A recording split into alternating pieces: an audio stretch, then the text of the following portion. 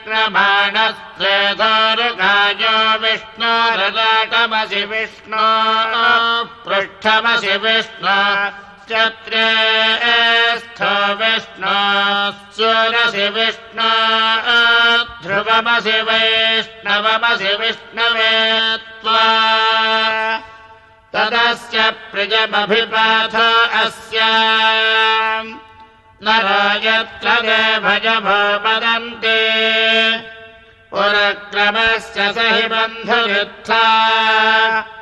विष्णो पदे पदमे बद्ध उत्सः तदद्विष्णुस्तवते भीत्याय